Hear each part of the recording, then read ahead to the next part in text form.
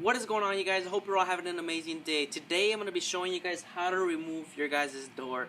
Now, I've never done this before, but I'm pretty sure it should be easy. Well, at least I'm hoping it's going to be easy. Now, I started the other one already just by removing the door panels, the inside door panels, just because I wanted to see how all the wiring was and then how to remove the speaker and all that. So, I already got started on the other one, but I have not removed the whole entire door. I just wanted to take a look on the other one and just see for myself what I'm getting myself into, you know. So we're gonna get started with this door. It's gonna be completely new, completely fresh. And also keep in mind, I don't really know what kind of tools I'm gonna need, so I'll tell you guys what kind of tools you're gonna need along the video as we progress with the video. So let's get started. So the first thing we have to do is remove the door panel. I've already removed the door panel back when I started the channel, so I have a video on it already. So if you guys want to remove your door panel, or if you guys are going to be removing your guys' door, you guys can click right here, or there'll also be a link in the description as well, so you guys can watch the video if you guys ever need to remove your door panel. So I'm going to remove the door panel just to speed things up a little bit, and then we'll move on to the next step.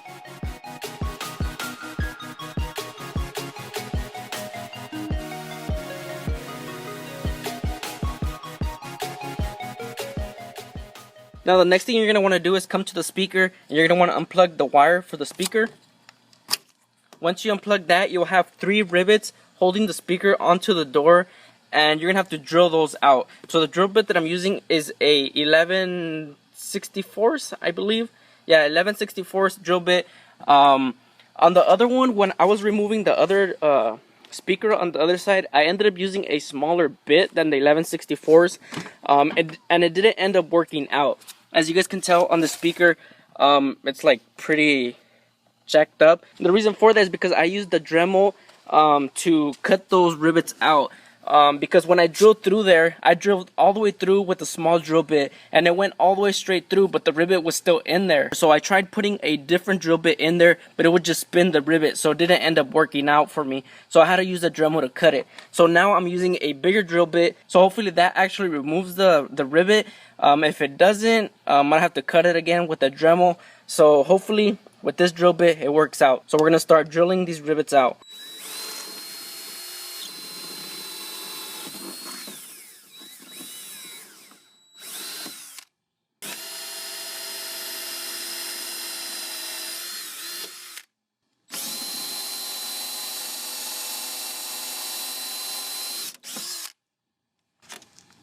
See, I don't know if you guys were able to tell right there. The rivet just keeps on spinning. This one, it did drill out. Like, that one's fine. But this one and the one down here, the rivet just keeps on spinning right here. Look, it was chewing up the plastic. As you guys can tell, look. Since it was just going round and round, it was just chewing up the plastic. So, these two, I'm just going to drill out with the Dremel. But that drill bit, the 11/64, if it works for you, it is going to take out the rivets because it took out this one. So, that drill bit is good. But I don't know, the rivets just keep on spinning, so I'm going to use the Dremel just to cut that out. But I did come up with a solution on the other side for putting the speaker back on, because I do not want to put rivets back in there.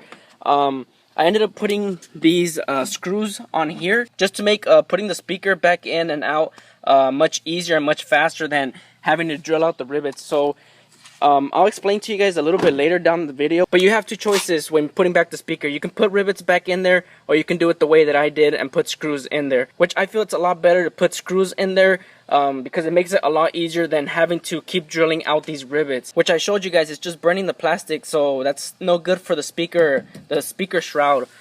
So what I'm going to do right now is, like I said, oh, a freaking bug freaking bit me and that hurt.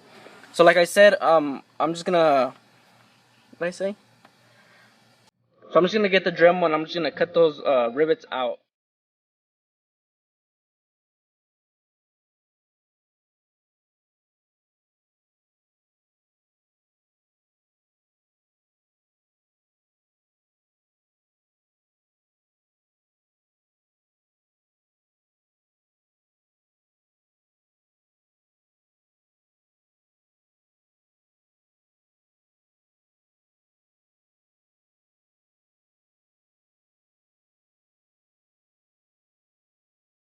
Now that I got the speakers out of place, I'm going to might as well put the screws in there like I did on the other side. So what I'm going to do, well, it's up to you guys before I tell you guys what to do.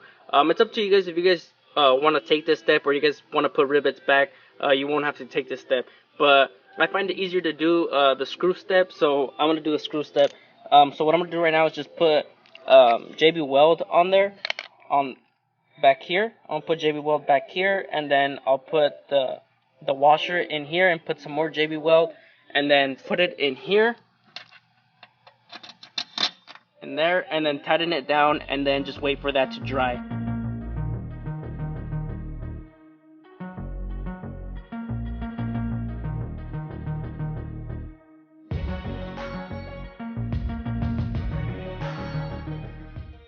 So the screws are all in there with the JB Weld. I'm just gonna wait for them to dry. But since I already did put them on this side, the screws are already put on this side, like already like glued on there.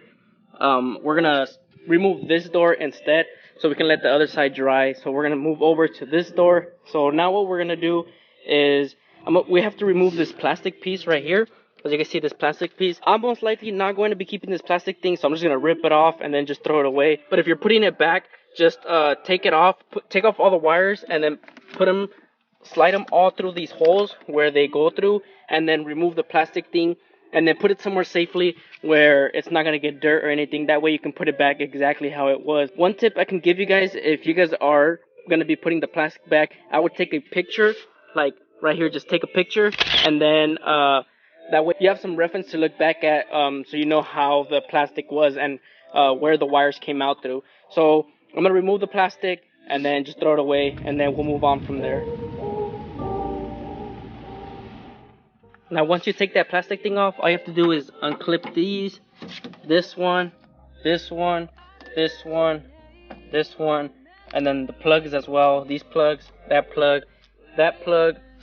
and that look on this one right here, and then this one back here. So unplug all the wiring until it's all loose. You'll see it all dangling. So just unplug everything, and then we'll move on from there. Maybe I need some therapy to bring back a sweet memory. Baby, I'm glad the good times faded, 'cause it feels so good to forget about you and me. Now that you got your harness taken out, it's all unplugged from all there, and you took it out through the stereo hole, you're gonna have this wiring loom over here, and all you have to do is just pull it out. I'm gonna like push in, and then like start pulling it out. You might need to use a screwdriver, but sometimes you don't need to. Let me see. It's kind of hard with one hand, but let's see if I can do it.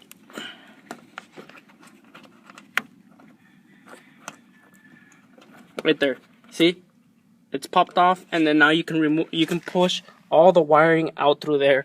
So just push all the wiring out through the loom through here, and then you should have all the wiring coming out from here, so you won't have any more wiring on the door.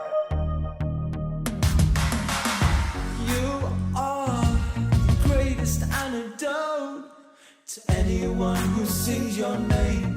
Quote. So now that you got all the wiring loom out, all you have to do is unscrew this one, this screw right here, which is a 10 mil, and then once you unscrew that, you'll have two up here and 2 bolts down here that hold the door in place.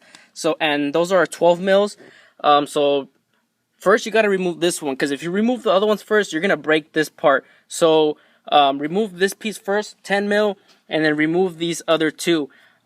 So that's what we're gonna do right now. Once you remove those, the door should come off. That's what I'm hoping. That's what I'm thinking. I don't see any other places where the door could hold on. So let's take those points off, and let's see if the door comes off.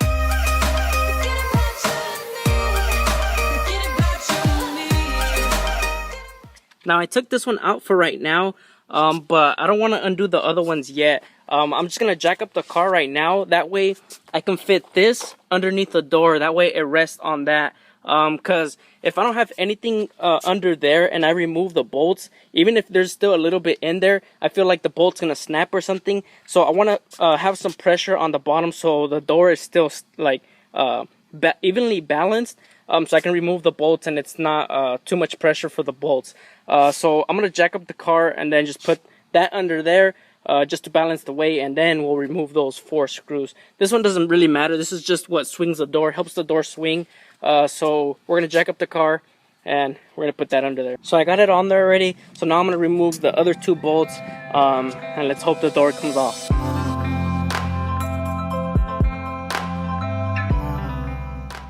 And just like that, the door is off. Heck yeah, you can just slide right in. Slide right into the DM. So that's pretty much it. Once you take off the door, it's practically the same way to put it back on. But I'm not going to be putting it back on because I'm going to be working on the Rocket Bunny kit. And since I needed the door off because the Rocket Bunny kit exceeds over here a little bit, I felt more comfortable taking off the door than leaving it on. So when you're putting back the door, just put it back exactly the same way you took it off. So it's just the same steps and reverse order. So you guys should be fine when putting the door back on. So that's pretty much it, guys. So that's where I'm going to end today's video, guys. I hope you guys enjoyed this video, and I hope it was as informative as it could be. So hopefully this video can help you guys out. If you guys ever need to remove your guys' door on the TC, now you guys know how to do it. So with that being said, guys, I hope you guys enjoyed this video. Peace out and embrace yourself.